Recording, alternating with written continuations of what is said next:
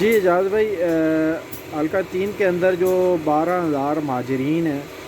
جو یہاں پہ آباد کار ہیں، تو یعنی 89 کے بعد سے اس وقت تک کے 12,000 کم و بیش جو یہاں پہ ان کے اندراج ہوئے ہیں ووٹوں کے، ان کے اسٹیٹس کے بارے میں آپ کیا کہتے ہیں؟ یہ کیا؟ یہ سر یہ بہت اچھا سوال ہے اور بڑا سنگین اس کے جو ہے نا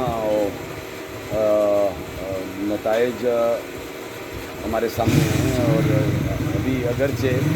اس طرح سامنے نہیں ہے، لیکن مستقبل قریب میں اس کے سنگین نتائج برآمد ہوں گے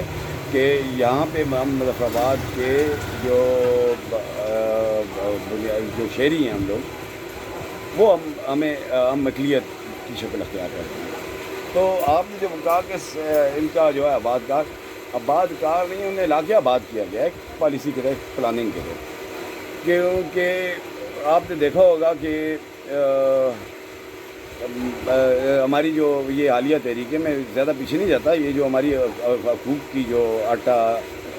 کی سبسڈی اور بجلی کے علاوہ جو ہمارے بنیادی ضروریات زندگی سے متعلق جو تحریک تھی، اس تحریک میں یہ 12,000 مہاجرین ایک دو لوگوں کو چھوڑ کے باقی کوئی ہمارے ساتھ نہیں کھڑا ہوا، اور یہ ہمیشہ جو ہے نا وہ ہمارے مخالف پڑھنے میں رہے۔